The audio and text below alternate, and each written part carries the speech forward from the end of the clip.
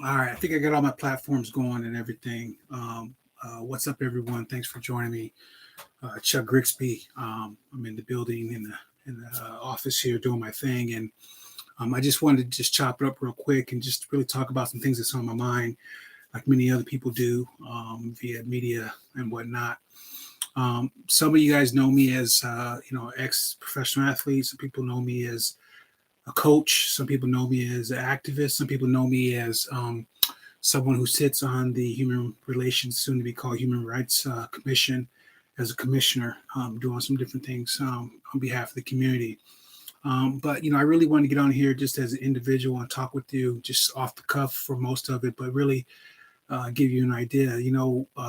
For some people that know me from being a professional athlete, being a professional fighter, um, you know that I've been pretty successful with that overall in my career, and I had 33 fights with 10 losses. So that's 33 fights with 10 losses, and I fought all around the world, and I probably have fought some of the meanest, toughest, scariest guys out there.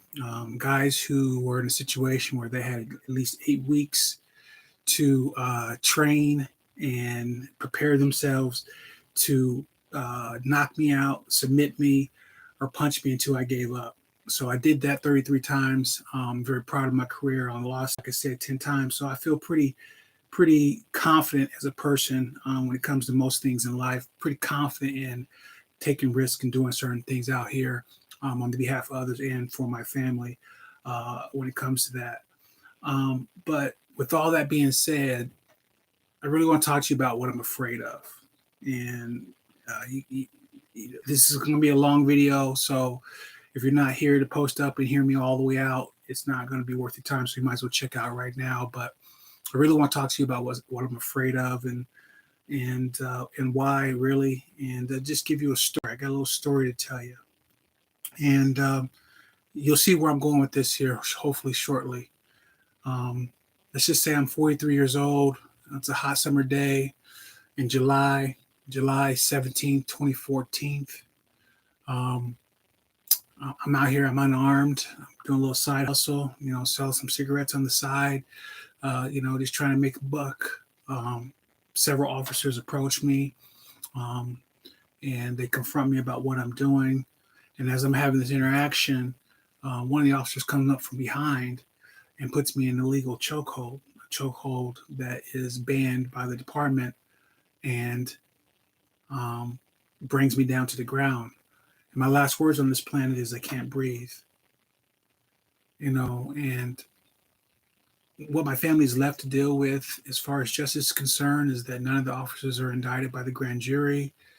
Um, that my life is ended, and 5 years later, there's one arrest for officer who was involved with that, but there's no criminal justice piece to that. There's no convictions. There's no nothing. I'm just gone, and that's something I'm afraid of.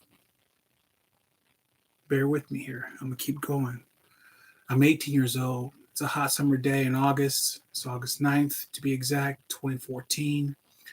I'm walking down the street, and officers who is investigating shoplifting, nonviolent crime. Um, and I just happen to be walking down the street, and I match the description of the person that he's supposed to be looking for. I'm scared. I don't know what's going on. I got this officer pull up on me, um, grabs me, and I decided to run. I ran. And as I'm running, I realized what's going on. So I decided to stop. And as I decide to stop and turn around, according to the officer, I give him the most terrifying, most intimidating look that he's ever seen in his career. And he accuses me of reaching for something on my waist, and he shoots me. He shoots me till I'm dead. Despite what the witness says that I ran and I stopped and I turned around with my hands up, and I told the officer, "Please don't shoot me." I end up dead. What my family is left to deal with is that the U.S. Justice Department decides not to seek any charges. And I'm in a situation where I'm dead and gone for no reason for a nonviolent crime. That really scares me. See where I'm going with this? I'll keep going. I'm 12 years old. It's a cool day in the fall of November 22nd, 2014 to be exact. And it's about 5 days from Thanksgiving. I'm 12 years old. I'm just doing my thing and playing at the park, and I got a toy gun. Now, I'm not making the best decisions. I'm a toy gun. I don't comprehend what that really means and what that could really lead to when it comes to what I'm doing. And so I'm out here doing my thing, pointing at people and this and that. So someone decides to call 911 on me. The person says that there's a boy in the park who has a gun. It appears to me to be a toy gun, but he's out here pointing at people. And so what happens is the officers respond to the call. And as they respond to the call, the dispatcher fails to tell the officer that most likely the gun is fake. It's a toy gun. It's a kid out in the park doing kid things. As I'm here in the park doing my thing, I see these officers pull up. And before I can say 1, 2, they open fire on me and kill me. Before I can say 1, 2, they open fire and kill me. I'm 12 years old. I'm dead. I'm gone.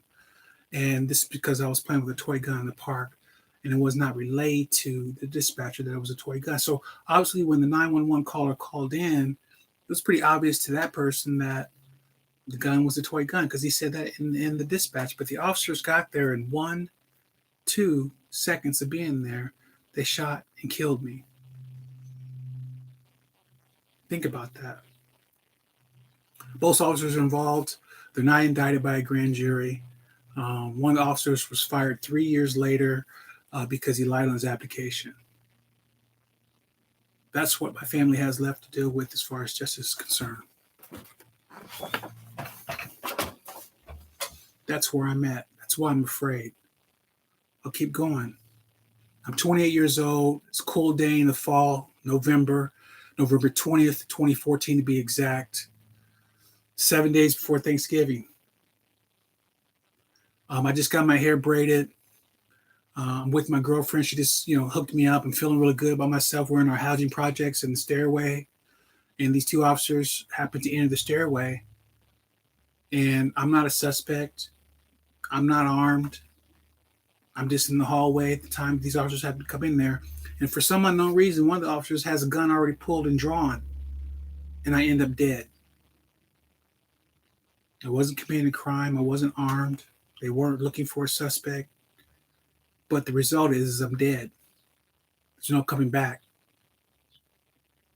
What my family's left to deal with as far as justice is that the officer was charged with second-degree manslaughter. He was convicted 2 years later, only for his charges to be reduced. Let me get this right. Only for his charges to be reduced to negligent homicide. And he got 5 years probation and 8 years or 800 hours of community service. That was a consequence of him just shooting me for no reason at all. After getting my hair braided 7 days before Thanksgiving, and I didn't do anything to anyone but be with my girlfriend in the hallway. That's what I'm afraid of. I'm 25 years old. It's a nice day in April 12th, 2015 to be exact. I admit I'm in the wrong this time. I'm in the wrong. I'm in possession of a knife. I shouldn't have done it. I shouldn't have a knife on me, but I got one on me. All right? You caught me. I'm wrong. I get arrested. I get put in handcuffs. And they put me in the back of a police van. And that's the last thing I ever see. Because by the time I got into that police van, and by the time I subsequently went to the hospital, I had a spinal injury that was so severe that caused me to have a coma that I never woke up from. I'm 25 years old. I get arrested for having a knife, and I end up dead in the hospital 7 days later because I have a spinal injury. And I never wake up from my coma.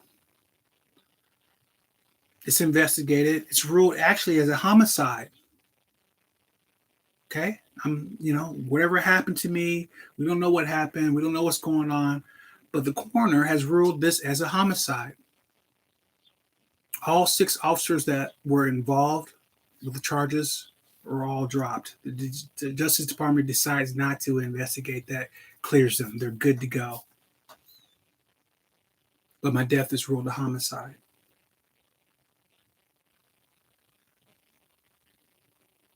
How is that even possible?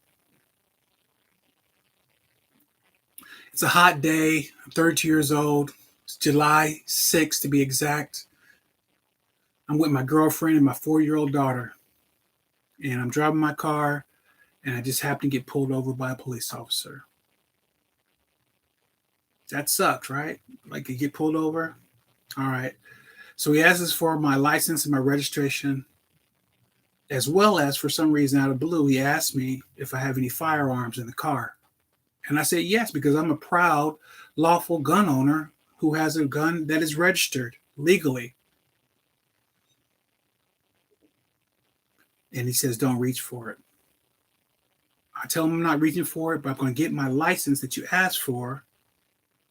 And next thing I know, I'm shot at point blank range 5 times while my daughter and my girlfriend's in the car. 5 times point blank range.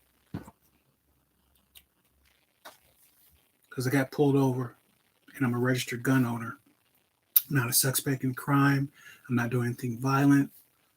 I'm with my family, driving my car. The officer is charged with second-degree manslaughter, 2 counts of dangerous discharge of the firearm, to only ultimately to get 5 years probation, 800 hours of community service, I believe. That's what he gets for killing me. That's what I'm afraid of. I can keep going. I can go. I'm 22 years old. It's a nice spring day in March 18th to be exact, 2018. A 911 caller reported someone breaking windows, property, someone breaking windows. A police helicopter sees me in the area. Police helicopter sees me in the area for a call of someone supposedly breaking windows. I'm just in the area. I got this chopper woo, woo, woo, woo, following me. I'm 22 years old. I don't know what's going on. I run. I run to the safest place that I know, and that's my grandma's house. But because I'm running and I got these things happening and I don't know what's going on, I happen to go through the back, jump a fence to get to my grandma's house, her back door. These police officers, because of me doing what I did, and they thought that I had a weapon, didn't confirm, but they thought I had a weapon. They fired on me 20 times. They fired on me 20 times. I got hit 7. I'm dead. Officer's not going to face charges. There's no civil rights violations determined by the federal prosecutors. And that's the justice that I get for my family after I'm dead and gone. I'm 22 years old. That's what I'm afraid of. I'll keep going because unfortunately there's more.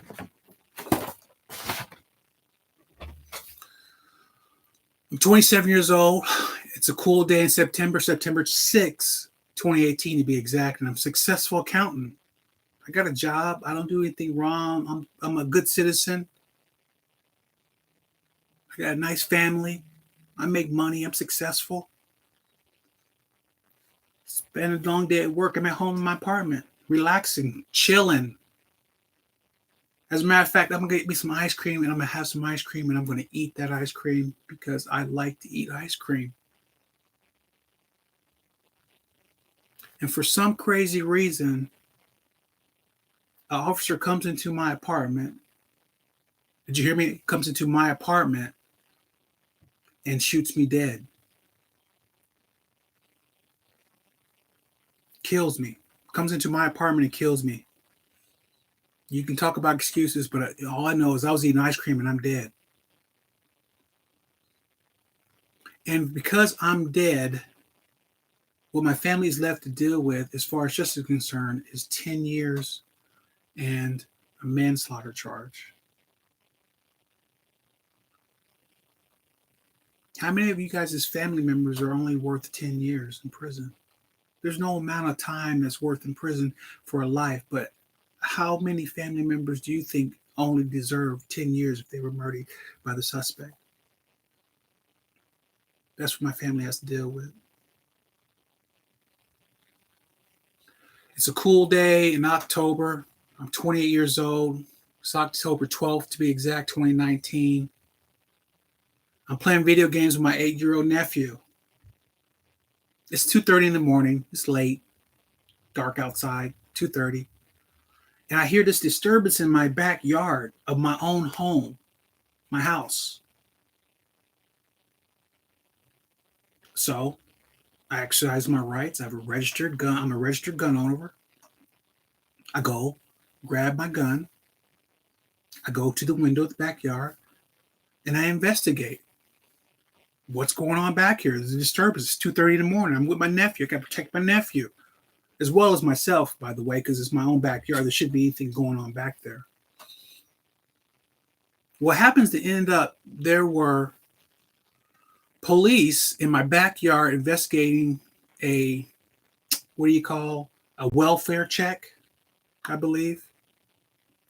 They never knock on my back door. They never identify themselves. They were just back there. They saw me with my registered gun in my own backyard of my window, and they shot me dead with my nephew in the house. Again, they didn't identify themselves. They didn't knock on the door. They saw me. They killed me. No justice. I'm 26 years old. It's a nice day in March 13th, 2020 to be exact. I'm in my apartment with 3 plainclothes officers knock several times on my door, supposedly by them. And they are there because they're investigating me because I'm accepting U.S. Postal Service packages for my ex-girlfriend who's a suspect in drug trafficking. So it's not me. They're just after me because they think that I'm doing something that I shouldn't be doing. So as they're knocking and trying to get in, they're plain clothes. We don't know who they are. They didn't identify themselves. Plain clothes. 3 people knocking on the door, plain clothes. My girlfriend has a gun, which is ironically registered, and I have a right to have it. As soon as they rammed through that door, my girlfriend shot.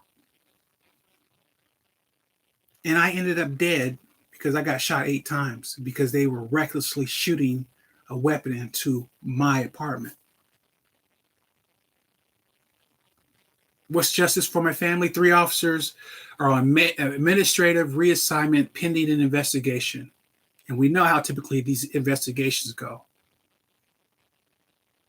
I guess I'm supposed to be hopeful because 9 days after my death, the FBI announced that they're opening an investigation of their own. And one of the officers that were involved resigned. But I'm dead and gone. That's what I'm afraid of. Bear with me. I'm almost there. I'm 25 years old. It's a beautiful day in February 23rd, 2020 to be exact. I'm out and about in the community and I see this property. It's a property that's not a residential property, so it's under construction, semi under construction. So there's just stuff around. It's not really, it's more of a dwelling, if you will. I check it out. Probably wasn't the best decision I could have made. Probably shouldn't have did it. But I go in there, I check it out, look around. I leave. I'm witnessed by two men. One happens to be a retired police officer, and they decide they are going to do a citizen arrest on me because I was in that apartment or that dwelling, if you will, that home dwelling, and they are matching me to the description of someone who's been targeting burglaries in the house. So they decide to grab a 357 and a shotgun, get in their pickup truck, and chase me down and confront me to make a citizen's arrest. There's a struggle, obviously, when you have something like that. Instead of them calling the police and telling the police what's going on, you got two people who are not officers in plain clothes talking about they're going to arrest me. I end up shot dead because I fit the description and I just happened to go into this dwelling that was under construction. My form of justice for that, 85 days later, those two men were arrested. My justice for that, 85 days later, my family now can sit, I guess, hopeful that those two people were arrested. 85 days later. 101 days later, the third person who recorded the whole incident is also arrested.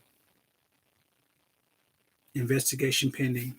And so far, since you've been with me here, you know how that may possibly lead to as an outcome. I'm 47 years old. It's a nice day in May 25th to be exact. Officers confront me of a complaint that a store clerk made that I passed him a $20 bill that was counterfeit.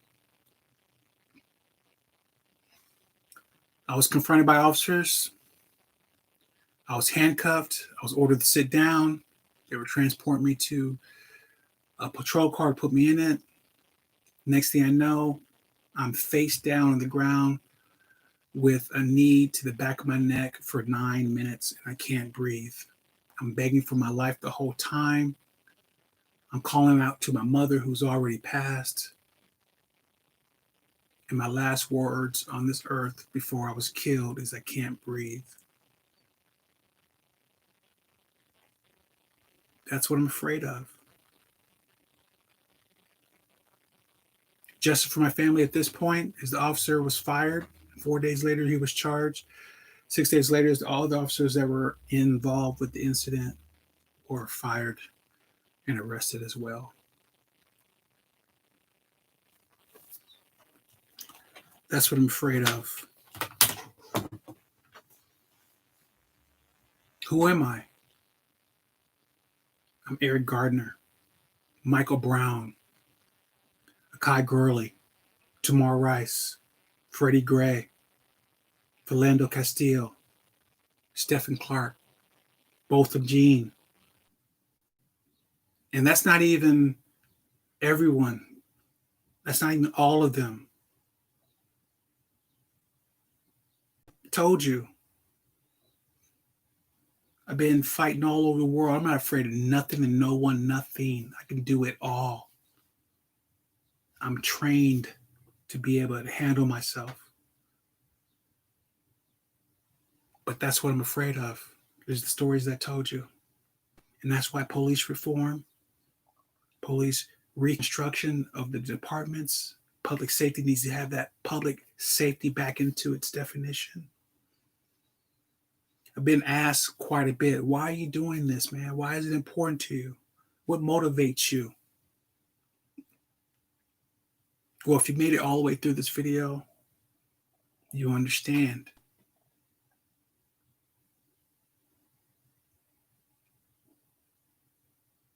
Eric Garner, Michael Brown, Akai Gurley, Tamir Rice, Freddie Gray, Philando Castile, Stephan Clark, Botham Jean, Atatiana Jefferson, Breonna Taylor, Ahmad, Arbery, and George Floyd.